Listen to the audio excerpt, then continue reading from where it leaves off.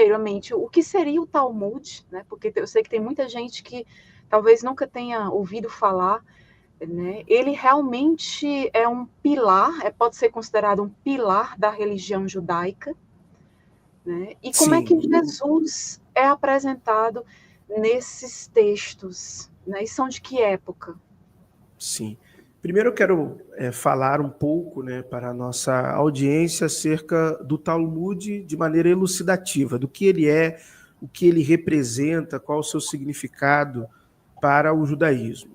Então, eu deixei aqui na nossa apresentação. O Talmud é uma coleção de textos sagrados judaicos, onde o conteúdo dos mesmos são as discussões dos rabinos acerca da lei, costumes, ética, moral, dentre outros temas centrais para a cosmovisão do judaísmo. Em termos simples, podemos dizer que a formação do Talmud compreende dois tipos de conjuntos de textos: Mishnah e Gemara. Então, sim, o Talmud, um judeu, obviamente, convertido, praticante, ele vai dizer que não. Mas a verdade é que o Talmud, ele, em alguns contextos culturais do judaísmo praticado, ele vai ter tanta autoridade quanto a Torá, se não mais autoridade, no sentido de que, antes de qualquer interpretação que eu venha fazer da Torá, primeiro eu consulto os sábios, primeiro eu consulto os comentários rabínicos, para depois aplicar as minhas conclusões ao que aquele texto venha a significar. Tanto que a um judeu convertido em diversos ramos do judaísmo, o estudo do Talmud é obrigatório, e não somente num quesito de essencialidade, mas de ser fundamental para a progressão de uma legítima conversão ou iniciação ou vivência da religião judaica. Tá? Então, o que seria a Mishnah? A Mishnah. Este termo diz respeito aos textos reconhecidos como a primeira coleção escrita das tradições orais judaicas, também denominadas como a Torá oral. A Mishnah é reconhecida pela tradição como a primeira obra da literatura rabínica com material sobrevivente mais antigo remontado.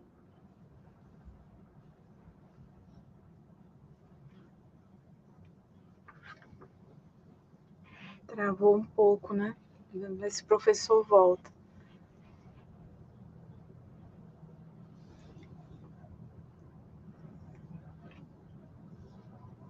Travou um pouco, professor Carlos.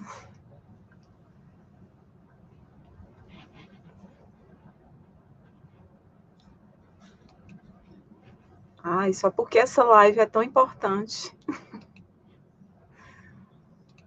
Mas vai dar certo.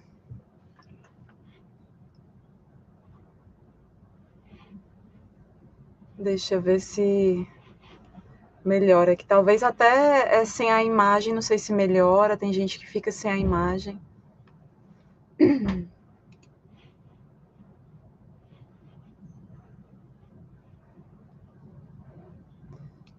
Pois é, Gabriel, provavelmente.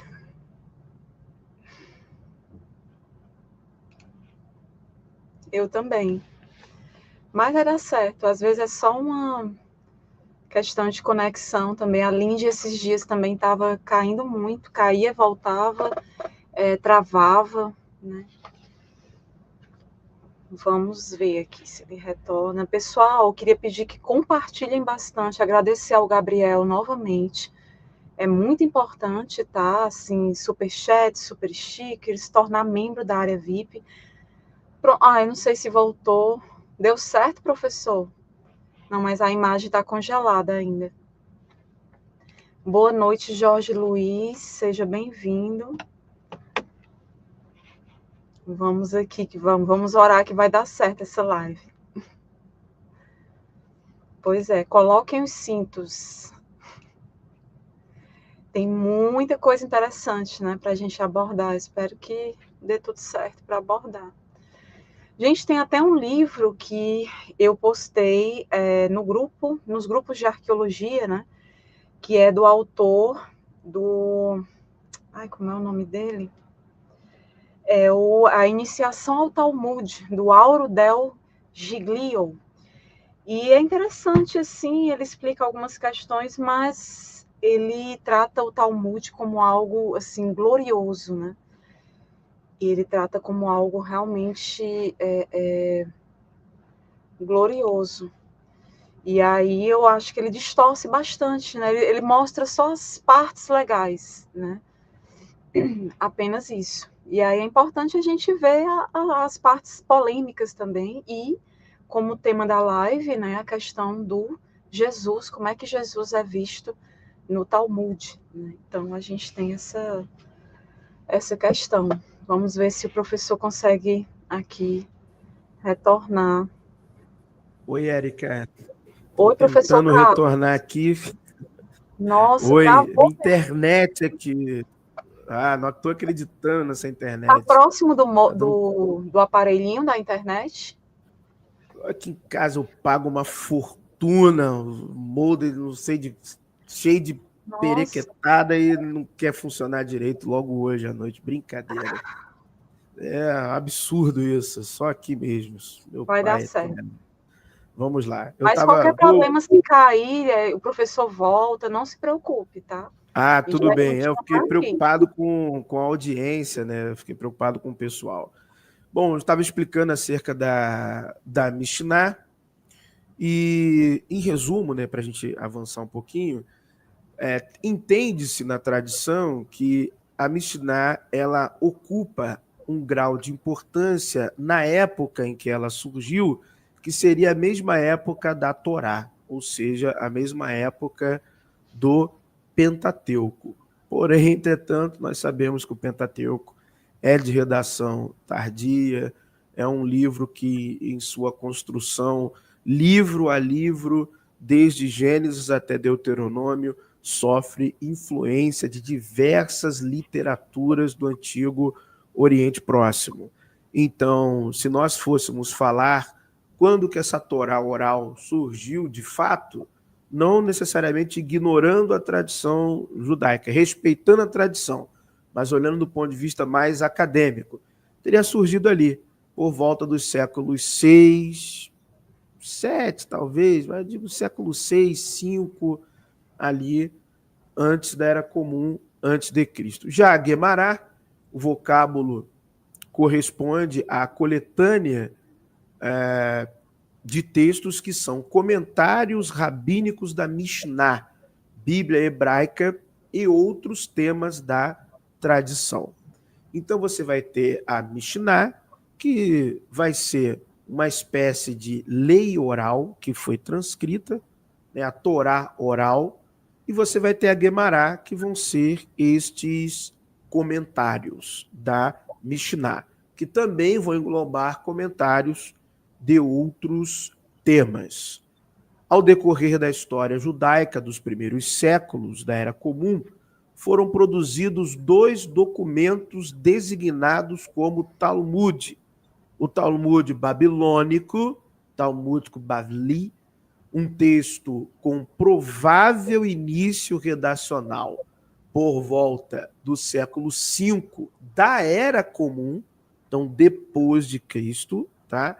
E o Talmud de Jerusalém, também conhecido como Talmud Yerushalmi, mais adequadamente denominado Talmud palestino, texto possivelmente produzido a partir do século IV da Era Comum. Em termos gerais, ambas as coletâneas compartilham da Mishnah. Então, a Mishnah é praticamente a mesma, mas se diferem na Guemará, pois a Guemará do Talmud da Palestina contém as discussões dos rabinos do território sírio-palestino, Tiberíades e Cesareia especificamente. O Talmud babilônico compartilha em sua Guemará as discussões dos rabinos que viveram em território mesopotâmico. Então você tem lá Babilônia, Nerardeia, Nisibis, Marrosa e Pumbedita. Então são cidades que faziam parte ali daquele entorno da cidade de Babilônia, né? Então essas distinções são interessantes e elas vão nos auxiliar uma compreensão mais à frente dessas tradições que nós vamos apresentar acerca de Jesus. Apesar de existirem indícios de que o Talmud seja, em seus primeiros textos produzidos, uma coletânea de literaturas antigas que remonta ao período babilônico, devemos destacar que o manuscrito manuscrito completo mais antigo data do século XIV da Era Comum. Também o texto conhecido como Talmud de Munique, Codex Hebraicus 95.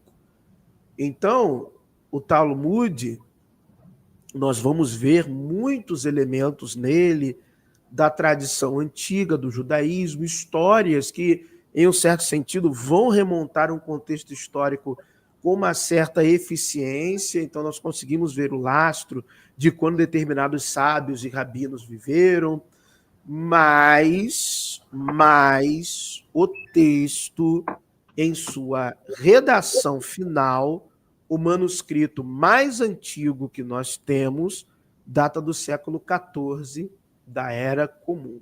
Temos fragmentos do século VII, da Era Comum, século VIII, século IX, ou seja, nós estamos falando de um texto sagrado, religioso para o judaísmo, só que ele foi sendo construído ao longo de um período.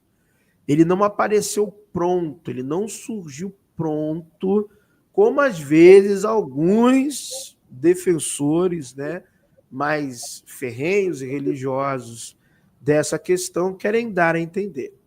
Também existem possíveis indícios que o Talmud copiou textos de outras literaturas, especificamente passagens do Novo Testamento. Então, nós temos uma obra de um acadêmico que mostra isso com parte 1, 2, 3, 4, parte 4.1, parte 4.2, que é essa última obra aqui. Então, tem 3 obras que eu recomendo a leitura, que foram aonde se basearam as minhas pesquisas para o conteúdo que vem a seguir, tá? Que é Jesus no Talmud. Essa obra aqui é excelente, porque vai pegando diversas temáticas correlatas, não só de textos, mas também do contexto histórico-cultural. Vai mostrando desde as questões da patrística, na história do cristianismo, e vai traçando uma trajetória investigativa ao lado do Talmud. Então, esse texto aqui é muito interessante, esse primeiro aqui. O segundo, Talmud, né, o que é que ele fala acerca de Jesus e seus seguidores, é uma obra interessante, onde o autor ele vai trabalhar com os principais textos que fazem possíveis menções a Jesus e aos seus discípulos, tá bom? Então isso aqui também é um texto muito interessante, um livro, melhor dizendo, muito interessante de se pesquisar. Érica, calma aí, só um minutinho, por favor. Pessoal, anotem essas referências, tá? São muito importantes. Eu estou anotando tudo aqui, porque é um tema bem legal, né? Eu quero saber mais. Professor Carlos, esse livro aqui do meio, de Talmud, tem algum autor? Tem sim. É porque eu tenho dificuldade com pronúncias em inglês. Mas calma aí que eu vou te falar o nome do autor aqui agora, porque está pequenininho ali, mas esse livro está na minha área de trabalho. Então, só um minutinho, vou abri-lo aqui e ver o nome do autor. aqui.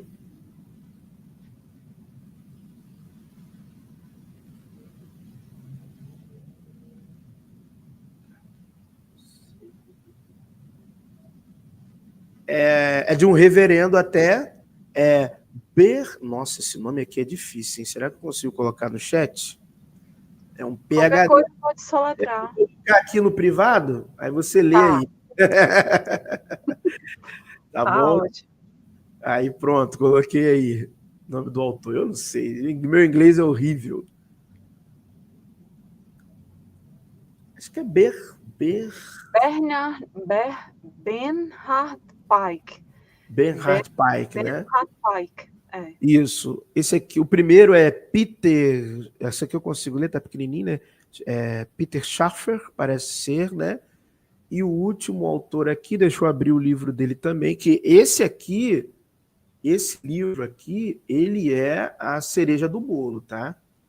Esse livro aí, porque esse autor, ele realmente se dedicou, tá, a traçar os comentários, na verdade, autores, né? Deixa eu ver, pegar aqui o nome do autor principal, né? Que sempre é o editor, né? Nossa, eu tô com a vista meio ruim aqui. É o Paul alguma coisa. Deixa eu pegar Paul aqui. Billerbeck. Paul Billerbeck. Isso aí. Deixa eu colocar ele aqui também. Aqui, peguei aqui, botar aqui no chat aqui para você ler. Aqui. Pronto. Esse nome aí, dos dois autores. Eu abri os livros aqui na minha área de trabalho. Isso que é isso mesmo, né? Paul Billenbach. Essa obra aqui, eu tive contato com ela a partir desse livro aqui, que é um livro adventista. Esse livro aqui, ó. Esse livro aqui. Esse aqui. Assuntos Contemporâneos em Orientação Profética, Antologia de Artigos e Monografias. Esse aqui é um livro adventista, tá? Com muitos artigos acadêmicos até, e foi nesse livro aqui que eu soube dessa questão, no artigo de Tim Crosby, aqui até na nota 3 aqui, eu até marquei aqui, que ele vai falar sobre isso. Aí no texto vai dizer assim, ó, pode-se ter uma ideia da extensão destes paralelos através da obra de vários volumes, aí fala o nome do autor, que contém uma lista parcial deles. No caso, ele está falando aqui dos paralelos entre o Talmud e o Novo Testamento. Tanto que esse livro, esse aí, ó, vocês podem olhar, que é o volume 6, a parte 2. Ou seja, tem 1, 2, 3, 4, 5, 6, 1 e 2. Ou seja, são muitos paralelos. Ele vai em Mateus, Marcos, Lucas, no Sinótico, ele vai no livro de Atos dos Apóstolos, e você encontra para baixar gratuitamente esses livros na internet, tá bom? Então vale muito a pena esse livro aí. E tem até eu conheço esse livro já tem uns 4 anos. Até fizeram uma página. Ele é tão importante na Alemanha, no estudo do Novo Testamento, que ele tem até uma página no Wikipedia. Esse livro tem uma página no Wikipedia em alemão. De tão importante que ele é lá, nos estudos, né, para comparar os textos, tanto da questão exegética, cultural, histórica. Então, essa obra é um marco mesmo nos estudos do Novo Testamento. Foi algo, quando surgiu, foi muito inovador. E aqui a gente vê, então, né? Essa terceira obra aqui é que fala mais desses paralelos com o Novo Testamento, Talmud e o Novo Testamento. Isso, exatamente. Tá? A obra 1, Jesus no Talmud, é uma obra mais investigativa, se de fato o Talmud está falando do Jesus dos Evangelhos, é isso que o autor daqui faz. Esse aqui, segundo o autor, ele já parte desse pressuposto, porque realmente nós vamos ver que tem coisas que são muito, assim, muito parecido, entendeu? E essa terceira obra traça os paralelos, tá? Então, assim, eu não vi em português, Carlos Alexandre, obras que tratassem do tema com profundidade, né? Que eu não vi. O Em que eu vi português, não tem praticamente nada. Eu pesquisei alguns sites em inglês, e o livro em português que eu vi, até aquele que eu te mandei, professor Carlos, da Iniciação ao Talmud, nossa, ele só coloca as partes boazinhas, né? Ele realmente, ele não faz aquela análise crítica, ele não coloca é, tudo, é muito incompleto. então, assim, infelizmente, né? E é isso. Eu não vi, eu não achei. Eu tô sendo sincero, né? Eu não vi. E até porque no Brasil, no que tange a pesquisa do Jesus histórico, o Talmud ele não é levado em consideração, ele não é contextualizado, ele não tem utilidade acadêmica para a pesquisa. Esse foi um movimento que ele iniciou-se no século XIX. No século XIX, diversos acadêmicos alemães, franceses, ingleses, eles se debruçaram sobre o Talmud para buscar o Jesus histórico. Mas como são anedotas, relatos difamatórios e também é uma redação tardia, foi abandonado. O Talmud como um objeto de observação para se falar do Jesus histórico. Então foi abandonado. Nós vamos ver umas questões aqui interessantes que vão nos fazer questionar esse abandono. Já em outros ramos, né, de busca por esse Jesus, né, como eu até estava vendo um vídeo muito interessante do professor Oswaldo Luiz Ribeiro, no dia de ontem, eu estava reagindo a um vídeo dele sobre o Jesus histórico, e ele fala uma coisa que foi muito honesto da parte dele, né? Parafraseando. Ou Jesus é um terrorista, ou ele é um mago, um mágico. Não tem muito para onde ir, né? Ou ele é um terrorista, um revolucionário, ou ele é um mago, é um mágico. E eu já falo de Jesus na concepção mágica, contextualizando a época, há muito tempo. Há muito tempo, né? Mágica, ele se refere tipo ao Jesus místico ali da gnose, da antiga gnose, né? Não, ele se refere a um Jesus que era praticante de questões. Praticante de magia. Isso aí, como um curandeiro, né, um tipo de profeta errante, que era comum também na Palestina entre os séculos 2 antes de Cristo e 1 depois de Cristo. E nada impede ele dar a opinião dele falando, né? Estou ressaltando que essa é a opinião dele, do mago, profeta ou mágico ser um revolucionário também. Eu não vejo esse Jesus revolucionário, eu não vejo, eu nunca vi, não vejo, tá?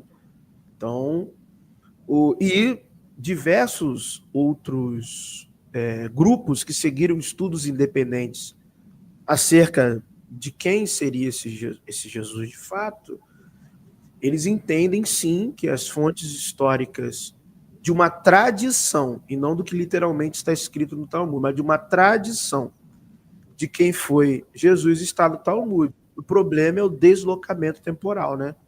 Porque as narrativas do Talmud não correspondem às narrativas do período em que o Jesus dos evangelhos, o Jesus da fé viveu, muito menos o histórico. Então não são pessoas do mesmo período. O Jesus o Yeshu, que é trabalhado no Talmud como o possível Jesus histórico, se assim fosse, ele teria vivido no século II antes do Cristo. Teria vivido em torno ali, final do século II. Desculpa, professor Carlos, só uma perguntinha, aproveitando. E com relação ao Jesus, o Talmud faz alguma referência a Nazaré? Nós vamos ver aqui a referência já traduzida. E eu explico depois o porquê que está como Nazareno até, mas não é. Não é, é Notzri. tem nada a ver com o Nazareno, que é uma corruptela, que foi um erro, né? Vamos dizer assim, que foi propagado e que pegou. E que depois acabou existindo uma cidade de Nazaré. Sim, após ali a partir do século IV, né, da Era Comum, a gente já tem. Hoje tem um acadêmico norte-americano que ele publicou um livro, né, sobre Nazaré, e a academia aceitou, né, um livro recente. Eu até tenho esse livro. E até a Juliana Cavalcante fez lives lendo trechos desse livro, e a academia aceitou que Nazaré existiu. A academia aceitou que Nazaré existiu e que era um vilarejo no século I. No século I. Isso. Calma, Érica, só um minutinho, por favor.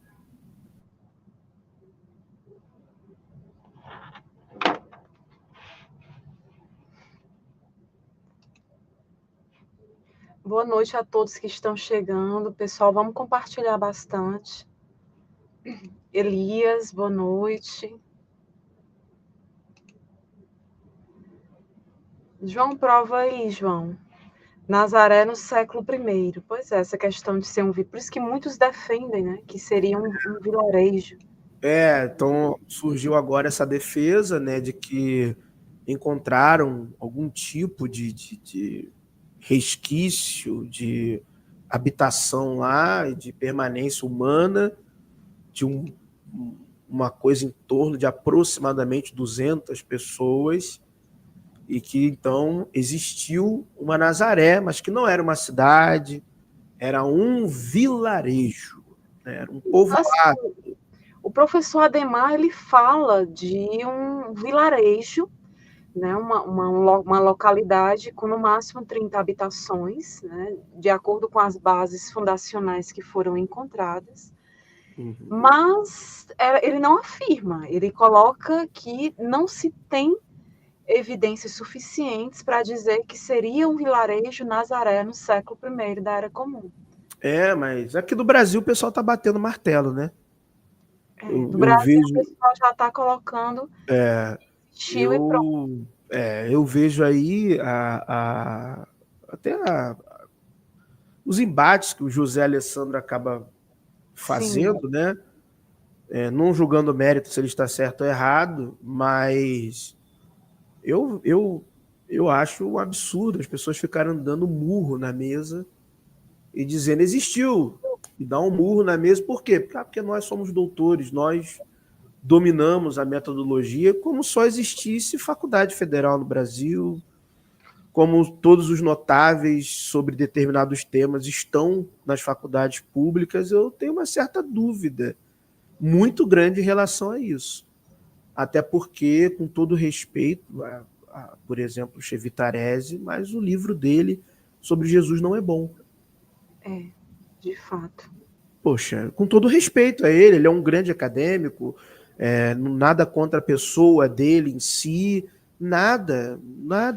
Não sou da área de história, mas tendo contato com o livro dele não é bom, e ele domina, com todo respeito a ele também, ele domina a literatura histórica que fala acerca do Jesus histórico, mas ele não domina a história do judaísmo com eficiência como historiador, ele não domina a narrativa dos evangelhos como historiador, a cultura essênica, a cultura romana. Eu não vejo. Eu vejo pessoas que talvez são teólogos, como tem aqui no YouTube, e que dominam melhor as informações do campo histórico acerca do cristianismo do que ele, que é um professor. E, infelizmente, o que eu vejo é, às vezes, até uma certa soberba por parte deles de não ouvir o que está sendo dito por quem está ali, né, lidando com questões mais eficientes do que eles, como a própria língua hebraica, o próprio grego koiné, né, o manuseio de documentos históricos que a eles são desconhecidos, e por aí vai. Então, mas não é nem uma crítica que eu estou fazendo, é uma observação. Então, quando se trata, voltando ao tema, né, dessa pesquisa do Jesus histórico, os motivos que o Talmud é deixado de lado pelo problema da alocação temporal, problema número 1, não seria um Jesus que teria vivido no século I, mas um Jesus que teria vivido no meados e final do século II, inícios ali do século I. Os relatos são, sim, difamatórios, pejorativos, são relatos, em alguma medida, até de um certo escândalo, né, para o personagem, mas que remontam tradições interessantes. E aí, por exemplo, para os autores da teosofia, no campo mundial, esse seria o verdadeiro Jesus. Então, quando a gente pega escritores como René Guénon, por exemplo, para ele Jesus é o Yeshua ben Pandira, o Hanot Sirik, nós vamos ver isso aqui. Por exemplo, para a famosa teosofista do Ocidente, né, Helena Petrova Blavatsky, é esse o Jesus também. Schuon, é esse o Jesus. Ananda Kumaraswamy, é esse o Jesus. Rudolf Steiner, é esse o Jesus. Para Lois Meilander, é esse que é o Jesus. E que, na verdade, o Novo Testamento são ecos dessa tradição. O Novo Testamento já é um eco dessa tradição. Então, só que na narrativa da pesquisa histórica e da narrativa da fé, Lutero se ocupou muito tempo, né? Lutero se iniciou, foi iniciado na Kabbalah, foi estudante do Talmud. Lutero levou muito a sério essa pesquisa, né, do Jesus no Talmud, por exemplo, assim como outros escritores, tá bom? Então, só para deixar bem claro que nós não podemos afirmar que o Jesus do Talmud, apesar do que nós vamos ver, que eu separei aqui mais de 10 textos, nós não vamos poder afirmar, mas que você vai coçar a cabeça, você vai. Bart Ehrman, por exemplo, vai dizer que nós não podemos analisar o Talmud para falarmos do Jesus histórico, porque são narrativas tardias e sempre num tom jocoso difamatório. Só que o conjunto dessas narrativas, nós vamos ver que elas eram conhecidas no século I, início do século II, final do século I, da Era Comum, e é um pouco assustador pela precisão como essas narrativas eram conhecidas. Ou seja, apesar do Talmud ser um documento tardio, as narrativas já estavam registradas por escritores fora do Talmud. Ou seja, até que ponto podemos continuar as nossas investigações ou não? Por que tantos escritores, por exemplo, Rudolf Steiner foi cientista, tinha várias graduações, várias pós-graduações, não vou nem falar de Blavatsky ou Guénon para não cair no esquizoterismo, mas nós temos pessoas como Spencer Lewis, que também era um PhD, e que para ele também, olha, eu estou vendo aqui que, na verdade, o Novo Testamento é um eco dessa tradição aqui. Diversos rabinos ao longo da história, tanto moderados quanto mais fundamentalistas, que tinham ali uma eficiência na exegese, um domínio do Talmud, eles afirmaram categoricamente que o Jesus dos evangelhos era o Jesus do Talmud. Então, eles afirmaram categoricamente. Quem conhece o meu método de estudo sabe que o ponto de partida para a investigação dos evangelhos e do Jesus histórico é o núcleo que começa ali no século II. Porque é ali que começa o movimento dos chamados nazarenos. Os cristãos são chamados nazarenos lá na frente de gente que já existia antes. E que sim, se confundia com o nazireu. E que sim, tinha maneiras distintas de se escrever. Isso está registrado na literatura. E nós vamos chegar nesse ponto também, que está aqui no slide, mas só para já elucidando o nosso público. Então vamos lá. Jesus no Talmud. Então eu separei alguns trechos principais, tá bom? Não estão necessariamente numa ordem, mas o que nós temos até naquela literatura, naquele primeiro livro que eu mostrei para vocês. Então nós temos Jesus como filho de Maria. Então, Jesus, Yeshu, como filho de uma mulher, Maria, Miriam, né? Que na verdade Maria é Miriam, né? Então, relato de cura em nome de Jesus. Então nós vamos ver um relato de um homem que ele queria ser curado em nome de Jesus. Um rabino que sofre a picada de uma cobra, vem um discípulo de Jesus, por nome Jacovo, que é Tiago, e ele quer ser curado em nome de Jesus, e um outro rabino não deixa ele ser curado. E ele morre da picada da cobra. Nós vamos ver que Jesus é retratado também como um feiticeiro que tinha discípulos, ou seja, um praticante de magia, né, um mago ali, praticante de feitiçaria, tá bom? Ele também era um professor da Torá, ele ensinava a Torá, claro, na sua perspectiva, obviamente, o Talmud vai colocar assim, não que ele ensinava corretamente. Como um discípulo desleixado, nós vamos ver essa passagem aqui também, como um estudante e praticante de magia, que se voltou para a idolatria. É diferente lá do relato como feiticeiro, é um relato diferente, que vai mostrar esse Jesus como se ele estivesse fazendo sacrifícios idênticos às questões pagãs, ao paganismo, uma espécie de sincretismo à sua época, tá bom? Nós temos também no Talmud que é falado sobre a sua execução, sobre o seu julgamento, a sua morte, e também o retratar dele no seu pós-morte, no seu pós-vida. As consequências de seus erros levaram ele a um pós-morte horrível, terrível, que nós vamos ver aqui também. Tá bom? Então, o primeiro textinho que eu quero mostrar para vocês, tá?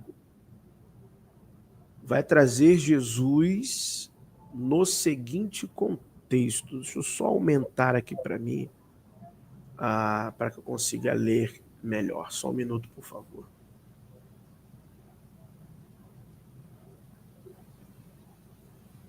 Então, eu não sei muito bem a pronúncia correta destes livros específicos, tá bom, gente, do Talmud.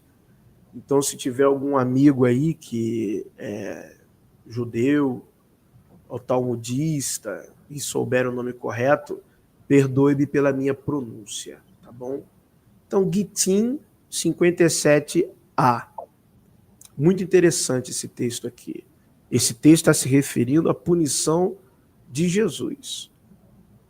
Onkelos, então, foi e levantou Balaão do túmulo por meio da necromancia.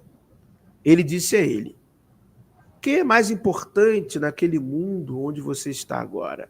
Balaão disse a ele: o povo judeu. Onkelos perguntou a ele: devo então me apegar a eles aqui neste mundo? Balaão disse a ele: você não deve buscar a paz deles ou o seu bem-estar todos os dias. Onkelos disse a ele: qual é a punição daquele homem? Um eufemismo para o próprio Balaão no outro mundo? Então a pergunta. Balaão disse a ele: ele, quem é aquele homem, que aqui está se referindo a Jesus, tá? O praticante, o feiticeiro, o rebelde, ele é cozido em sêmen fervente. Em algumas traduções, estará excremento fervente, em algumas traduções. Pois fez com que Israel se envolvesse em comportamento licencioso com as filhas de Moabe. Mas calma aí, professor. Para tudo. Isso é o que se fala de Balaão. Você vai ver diversos comentaristas, tanto rabinos, quanto cristãos, quanto isentos, em diversos textos do Talmud, eles vão disfarçar, assim vamos dizer, a menção a Jesus. Todas as menções mais críticas a Jesus, ela vai ser disfarçada, ela vai ser polida com alguma coisa. Eu trouxe logo esse texto, porque esse texto é o mais famoso até.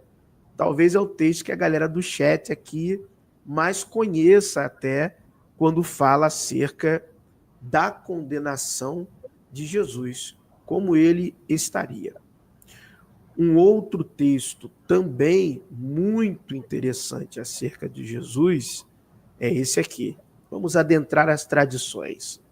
Aprendemos na Mishnah, se alguém voluntariamente risca letras em sua carne no Shabat, o Rabino Eliezer o considera responsável por trazer uma oferta pelo pecado e aos sábios o consideram isento. Foi ensinado em um baraíta que o Rabino Eliezer disse aos rabinos: o infame bem-estada não tirou feitiços mágicos do Egito em um arranhão em sua carne? Eles disseram a ele: ele era um tolo. E você não pode citar provas de um tolo. Bem-estada é Yeshu. Yeshu, bem-estada. Não é assim que a maioria das pessoas escreve. Aliás, a Guemará pergunta: por que o chamavam de bem-estada? Quando ele era filho de Pandera, ou Pantira, ou Pantera, né? Tem as variações quando vem para o português. Ravi Isda disse, o marido de sua mãe, que agia como seu pai, chamava-se Estada. Mas aquele que teve relações com sua mãe e o gerou, chamava-se Pandera. Olha aí, ó.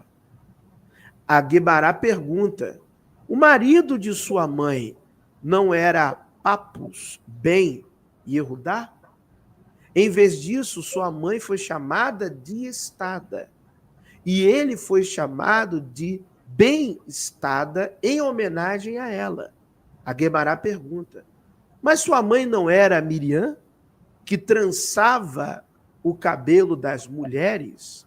A Guemará explica: isso não é uma contradição. Em vez disso, Estada era apenas um apelido, como dizem em Pumbedita, que é aquela cidade que eu citei lá. Né, no Babilônica. Né? Isso, exatamente. Esta se desviou de seu marido. Então aqui, ó, já começa, esse é o primeiro relato, né, que eu trago para vocês, falando dessa questão do, entre aspas, né, seria o verdadeiro nascimento de Jesus, de acordo com o Talmud. Lembrando que, galera, para o talmudista raiz, dali religioso, esses textos falam de Jesus. O Jesus que está nos evangelhos. Tanto que para a maioria dos judeus estudantes dessa questão, o Jesus bíblico neotestamentário nunca existiu. Você pega o Rabino Dor Leon, que já está há mais tempo aí no YouTube, mas você pega outros e outros e outros rabinos. Essa não é uma opinião dele. Isso é uma opinião de séculos e séculos e séculos. Que esse Jesus dos evangelhos, para eles, não existiu. Tá bom?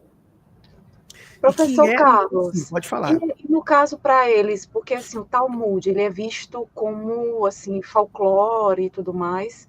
Então, esse Jesus, esses vários personagens aqui registrados aqui no Talmud, né, que eles abordam, que eles colocam nessas narrativas, é ficção também? Olha, no contexto da análise acadêmica, são textos ficcionais, né? Nós não sabemos do porquê que os escritores talmudistas, em um primeiro momento, o que de fato eles tinham da tradição desse Yeshu. Hanotsri, Ben Pandira, Ben Stada, que nós vamos ver que é a mesma pessoa, é a mesmíssima pessoa. Eu trouxe esse texto primeiro para já mostrar que é a mesma pessoa. Porque às vezes tem uma galera que não domina muito o tema, eu não quero dizer que eu domino, eu quero dizer só que eu já conhecia o tema, até por causa de outros estudos que eu já fiz fora YouTube, tá? Não é que eu domine o tema, que eu já conhecia. Eu quis trazer esse texto primeiro para falar da tradição de Yeshua, porque o próprio Talmud explica isso. Eu vejo gente falando, não, bem Pandira é uma coisa, bem Estado é outra. Não, o Talmud está te dizendo, são a mesma pessoa. O Talmud está se preocupando em explicar, mas por que é Estado? Por que é Pandira? O Talmud já se encarrega disso. E nós vamos ver que é o mesmo lá, Hanotsri, tá bom? Só que a gente não podemos validar essas tradições de fato, esses relatos, melhor dizendo, como verdadeiros, porque nós sabemos que são todos, 100% são relatos difamatórios, 100% deles. Jocosos, pejorativos, no hebraico, então, pode falar. O professor Carlos, eles, de certa forma, as pessoas que estavam escrevendo essas narrativas, viram ali aquele Jesus no Novo Testamento, né? Eles tiveram acesso àqueles textos, e aí entenderam que ali eram construções também, narrativa, criaram aquele Jesus ali em muitos momentos pró-Roma, né? Ali no Novo Testamento, e aí fizeram essas construções do Talmud, deturpando e acabando realmente com o personagem, mais, assim, acabando mais ainda, né? Seria Sim. mais ou menos isso? Seria mais ou menos isso do ponto de vista da construção dos relatos. Isso eu tenho certeza absoluta. Mas do ponto de vista de um ser, um personagem, uma pessoa que existiu, esse cara esteve ali no século II. Agora a gente não sabe a realidade sobre ele. E os judeus identificaram esse cara como se fosse o Jesus dos evangelhos. E isso é meio que consensual entre os estudantes do tema, até da pessoal do Jesus histórico. Entendeu? Existiu um cara, ali meados do século II, só que aonde é o divisor de águas, não é o Jesus dos evangelhos, não é o Jesus histórico. É aí que eles falam, ó, esse cara existiu no século II, serviu de fonte para os judeus criarem os relatos talmúdicos difamando Jesus. Mas esse cara não é o Jesus histórico e não é o Jesus dos evangelhos. Isso é o que os acadêmicos cristãos e não cristãos hoje têm como consenso. E aí a gente respeita esse consenso. Eu também vejo dessa forma. Eu não enxergo de maneira diferente, não. Eu também vejo dessa forma. Existiu ali esse personagem, essa pessoa, serviu como elemento, mas não são os mesmos, né? O Jesus da fé não é nem o Jesus da Bíblia, né? Cada igreja tem seu Jesus. Jesus dos evangelhos, ele está bem diferente, né? Um personagem, um amálgama. E no Alcorão, interessante, né, que no Alcorão Jesus foi um ser humano normal, né? Foi. E o profeta, um dos profetas deles, né? Mas Isso, foi um ser humano normal, não teve aquela questão da ressurreição, né? Não. Se eu não me engano, Jesus está no segundo céu, né? Aguardando lá para o retorno, né? Isso aí. Essas fantasias são fantásticas. São interessantíssimas. O segundo relato aqui. Esse texto também é muito interessante. Vai dizer o seguinte: aconteceu com o rabino Eliezer ben Dama, ou seja, aconteceu de acordo com o Talmud, filho da irmã do rabino Ismael, que uma cobra o mordeu, e veio Yaakov, um homem de Kafar, eu não sei pronunciar isso aqui, Shasnai, para curá-lo, em nome de Yeshua ben Pantera.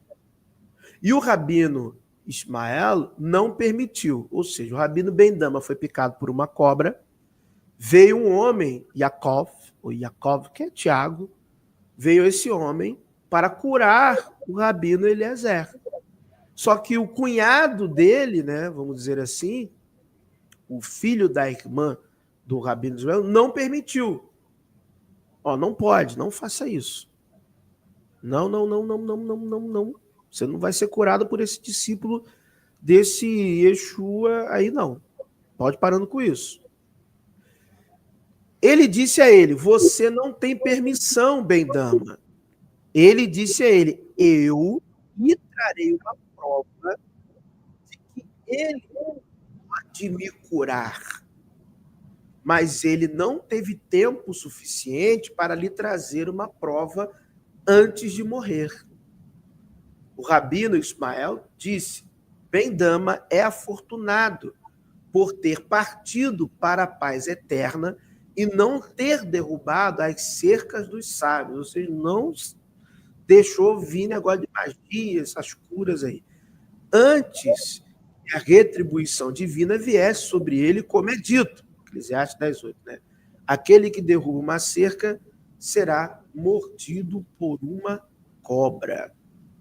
Então, nós temos uma tradição no Talmud de que Jesus ben Pantira tinha um discípulo, Jacó, que é Tiago, né, quando a gente faz as equivalências transliterativas, e que esse discípulo curava em nome desse Jesus, em nome dele. Então, é um relato que, nós vemos duas similaridades, então. Esse Yeshua, ele é nascido de uma Maria, ele realizava curas e pessoas apareciam ali para curar em seu nome.